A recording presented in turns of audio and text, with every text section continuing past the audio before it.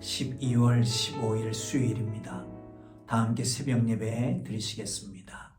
찬송가 68장을 찬송 드리십니다. 68장입니다.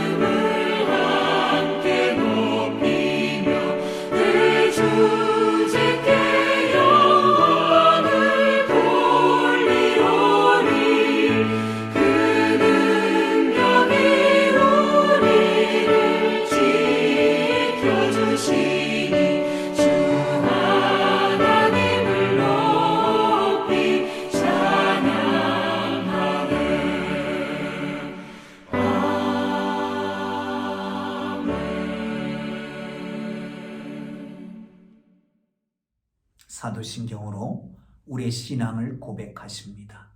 나는 전능하신 아버지 하나님 천지의 창조주를 믿습니다. 나는 그의 유일하신 아들 우리 주 예수 그리스도를 믿습니다.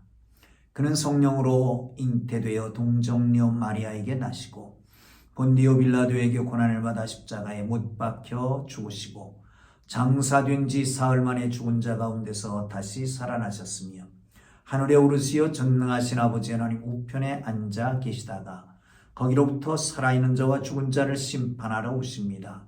나는 성령을 믿으며 거룩한 공교회와 성도의 교제와 죄를 용서받는 것과 몸의 부활과 영생을 믿습니다. 아멘. 오늘 은혜 주실 기록된 하나님 말씀 욥기 34장입니다. 1절에서 20절까지 말씀 봅니다. 욥기 34장 1절에서 20절까지 말씀 보겠습니다. 함께 읽습니다. 시작. 엘리후가 말하여 이르되 지혜 있는 자들아 내 말을 들으며 지식 있는 자들아 내게 귀를 기울이라.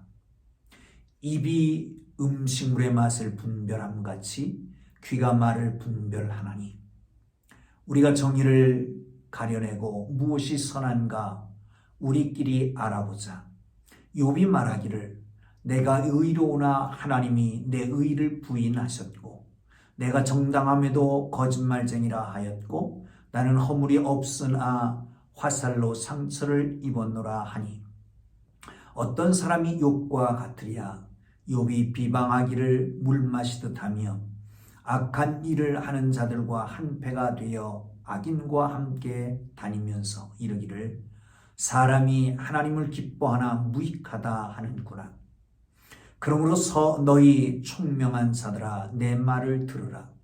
하나님은 악을 행하지 아니하시며 전능자는 결코 불의를 행하지 아니하시고 사람의 행위를 따라 갚으사 각각 그의 행위대로 받게 하시나니 진실로 하나님은 악을 행하지 아니하시며 전능자의 공의를 굽히지 아니하시느니라. 누가 땅을 그에게 맡겼느냐? 누가 온 세상을 그에게 맡겼느냐? 그가 만일 뜻을 정하시고 그의 영과 목숨을 거두실진데 모든 육체가 다 함께 죽으며 사람은 흙으로 돌아가리라. 만일 내가 총명이 있거든 이것을 들으며 내 말소리에 귀를 기울이라. 정의를 미워하시는 이시라면 어찌 그들을 다스리시겠느냐. 의롭고 전능하신 이를 그대가 정죄하겠느냐. 그는 왕에게라도 무용지물이라 하시며 지도자들에게라도 악하다 하시며 고관을 외모로 대하지 아니하시며 가난한 자들 앞에서 부자의 낯을 세워주지 아니하시나니 이는 그들이 다 그의 손으로 지으신 바가 됨이라. 그들은 한밤중에 순식간에 죽나니 백성은 떨며 사라지고 세력 있는 자도 사람의 손을 빌리지 않고 제거함을 당하느니라. 아멘. 할렐루야. 하나님의 거룩하신 은혜가 오늘도 함께하기를 주님 이름으로 축원합니다. 사랑하는 성도 여러분, 오늘 본문은 엘리후가 계속해서 두 번째 이야기를 하고 있는 것이지요. 첫 번째보다 좀 더 어쩌면 심도 있게 욥에 대해서 이야기하고 또한 하나님에 대해서 변론을 하고 있는 것을 볼 수가 있습니다. 이렇게 시작합니다. 지혜 있는 자는 내 말을 들으며 지식 있는 자는 내게 귀를 기울이라.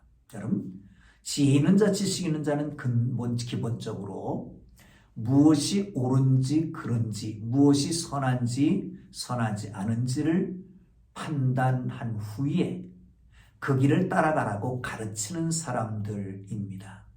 그러게 그들을 불러서 엘리후가 내 말을 들으라 라고 하는 것입니다. 왜 그렇습니까? 판단하기 위해서입니다. 입은 음식물의 맛을 분별하지만 귀는 말을 분별하게 되는데 좀 우리가 정의를 가려보자, 선한 것을 가려보자는 겁니다. 욥은 이렇게 얘기하는데 욥은 뭐라고 말합니까? 욥의 말을 반추해서 얘기해주고 있는 것입니다. 욥이 말하기를 5절부터 봅니다. 내가 의로우나 하나님이 내 의를 부인하셨고 내가 정당함에도 거짓말장이라 하였고 나는 허물이 없음에도 화살로 상처를 입었노라. 이렇게 말한단 말이죠. 자, 그러면서 이렇게 말해 어떤 사람이 욥과 같으니 비방하는 거예요. 욥은 비방하기를 물 마시다. 하나님을 비방하고 하나님을 원망하기를 물 마시다 난다라고 하는 거죠. 사랑하는 성도 여러분, 하나님은 어떤 하나님이십니까? 엘리후가 말하는 하나님은 모든 일에 선하고 공의로운 하나님이라는 겁니다. 모든 일에 선하고 공의로우신 하나님. 그런데 종종 사람들이 생각할 때에 하나님의 역사와 섭리가 부당하다고, 정의롭지 못하다고 그렇게 느낄 때가 있다는 거지요. 이럴 때 여러분 어떻게 하십니까? 왜냐하면 하나님의 지혜와 통치는 우리의 이해를 뛰어넘어 있는 것입니다. 우리가 이해할 수 없는 세계에 있는 것이죠. 이해되지 않습니다. 그러기에 불평하고 불망하고 원망합니다. 여러분, 이해되지 않는 것은 불평하고 원망하는 게 아니지 않습니까? 우리의 판단과 하나님의 말씀이 충돌한다. 이때에 어떻게 하시겠습니까? 내 뜻과 내 판단과 하나님의 말씀이 충돌합니다. 부딪힙니다. 그렇다면 무슨 말이에요? 내 판단과 하나님의 말씀이 내 판단으로 보기에는 맞지 않는다는 거죠. 이럴 때는 어떻게 하십니까? 그럴 때 두 가지 역사가 나타납니다. 불평하고 원망하든지 아니면 하나님 앞에 순종하든지 그러는 것이죠. 여러분, 하나님 앞에 원망과 불평을 멈추고 순종할 수 있는 하나님의 사람들 되기를 주님 이름으로 축원합니다. 그게 하나님의 주권을 인정하시는 행위이기 때문에 그렇습니다. 자, 여기서 한 가지 짚고 가야 될 것이 있습니다. 욥과 엘리후와 욥의 세 친구들. 어쩌면 욥의 주장을 반박하는 점에 있어서는 둘이 비슷하다고 할 수도 있을 것입니다. 그런데 조금 차이가 있다면 욥의 세 친구들은 욥의 과거에 있었던 일, 지금 현상, 지금 일이, 지금 이런 일들이 이루어진 원인에 대해서 되짚어가고 있는 겁니다. 그런데 엘리후는 지금 현실, 지금에 있어서의 욥의 태도에 대해서 얘기하고 있는 거지요. 사랑하는 성도 여러분, 우리는 과거는 청산해야 될 필요가 있습니다. 그러나 현재의 과거에 묶여 있어서는 안 됩니다. 현실을 어떻게 직시하고 현실에 어떻게 대처하느냐가 더 중요하다라고 하는 걸 기억하시고 오늘의 믿음을 점검하고 우리의 삶의 형태, 마음가짐을 다시 한번 돌이켜보는 하나님의 사람들 되기를 주의 이름으로 축원합니다. 자, 또 한 번 말합니다. 10절을 보시죠. 총명한 자들에 대해서 말합니다. 그러므로 너희 총명한 자들아 내 말을 들으라. 하나님은 악을 행하지 아니하시며 전능자는 결코 불의를 행하지 아니하시고. 아멘. 하나님은 전능자라. 하나님은 만물을 통치하시는 창조주이며 통치자다라고 말씀하고 있습니다. 만물을 창조하셨습니다. 자기의 뜻을 두고 통치해 가십니다. 그런데 하나님께서 하나하나 행위대로 심판하신다면 어떻게 될까요? 한번 볼까요? 11절 보시죠. 사람의 행위를 따라 갚으사 각각 그의 행위대로 받게 하시나니. 진실로 하나님은 악을 행하지 아니하시며 전능자는 공의를 굽히지 아니하시느니라. 다시 말하면 행위대로 갚지 않으면, 아니 지금 하나님의 심판하신 일들이 그의 행위로 말미암은 것이 아니라고 하는 것은 아니란 말이죠. 하나님은 그런 악을 범하지 않는다는 겁니다. 그렇게 온전하신 하나님을 오히려 돌보고 계시다는 거예요.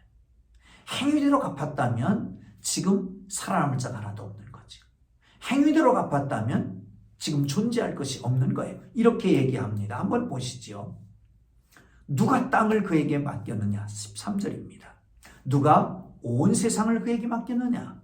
아닙니다. 자기가 만들어서 자기가 창조해서 자기가 맡아서 당신이 운행하고 계시는 거잖아요.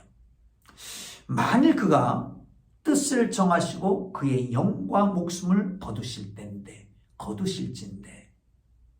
영과 목숨, 영과 혼, 하나님의 루하, 하나님의 생기를 거둬가시면 다 어떻게 될까요? 흙으로 돌아간다. 그렇게 말씀하고 15절 보세요. 모든 육체가 다 함께 죽으며 사람은 흙으로 돌아가리라. 아멘. 자, 보세요. 지금 욥이 의롭다고 말합니다. 지금 고난은 부당하다고 얘기합니다. 그런데 하나님은 절대로 부당하게 행하신 게 아닙니다. 악을 행하신 게 아닙니다. 행위대로 갚으셔야 되는데 행위대로 갚지 않으시고 돌보고 계시다는 겁니다. 사랑하는 성도 여러분, 부당한 처우라고 생각할 때도 하나님 앞에 감사할 수 있을까요? 그게 진정 하나님의 주권을 인정하는 행위입니다. 아니, 하나님이 그래도 지금도 나를 돌보시고 있다는 것입니다. 불평불만할 거리는 참으로 많습니다. 왜 이러십니까? 라고 말할 수 있을 것입니다. 그러나 그 가운데서도 하나님을 찬양할 수 있는 것. 여러분, 바울과 실라를 보시죠. 잘못한 게 없습니다.